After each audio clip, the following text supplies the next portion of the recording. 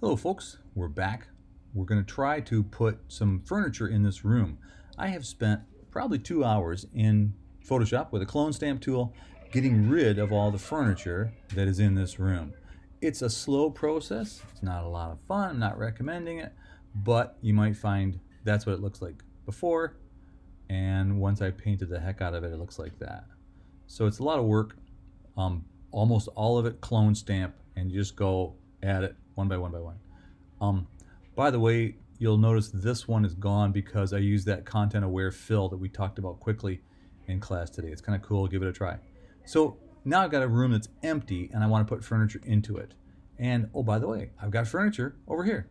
I made this little table, this little shaker table from a demo that I watched in Sketchup that is pretty cool. So what I want to be able to do is take this or any furniture that I create and put it here into this blank room.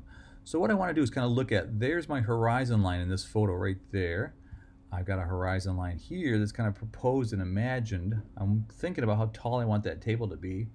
I'm also looking at this line right here, that angle, compared to that angle right there. I want those two to match because I want these feet to be up against that wall right there. So I'm kind of happy with how that's looking right there. So I think what I'll do is go ahead, export that drawing, file export. I'm in, as you know, the desktop version of SketchUp. You will probably be in the free version of SketchUp, but you'll find the export under the little folder in that free version. Export it as a PNG file. Make sure in your options you pick transparent background. Okay, and export it. Oh, you've already got one. That's okay. I'll replace the one that I've got. Exporting it. Now I can come back over here to Photoshop and then Command O, open that file. It will show up here.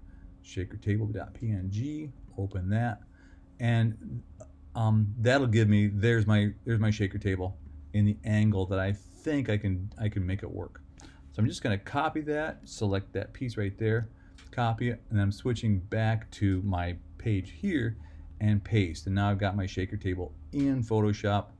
It's okay, it's not perfect, but I don't need perfect. Perfect's not available today. So now I'm just going to do Command T, which is free transform.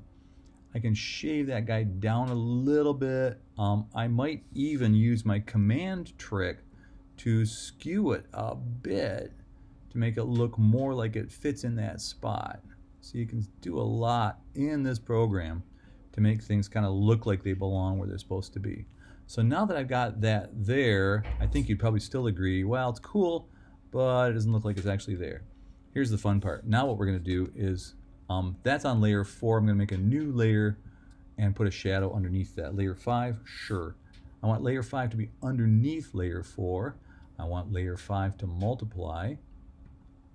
And then what I'm going to do is use my polygonal lasso tool, and I'm just going to quickly create the shape that the shadow would be if I were looking at this thing under, or if I was looking at the shadow, what it would look like in this image. So if that table were actually there, this is what it would look like. So I'm going to pick kind of that spot there. That's where the shadow would fall.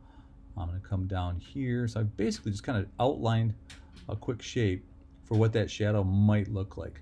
I'm going to select that, feather the selection, say 10 pixels, sure. Now what I've got is a brush, pretty good sized brush, 100 pixels wide, 0 hardness. I've got my opacity set to 40, and I've got black as my background or my foreground color. And I'm just going to paint inside that shape that I made on layer 5. And I can kind of control exactly how much paint I'm laying down by just going over it a couple of times until I get something that I'm kind of happy with. So we do all that, paint it in there, maybe a little bit more in the darker in the areas there. And if I turn off those marching ants, you'll be able to see how that looks. Tab and zoom out a little bit, and you go, hey, you put a table in the room.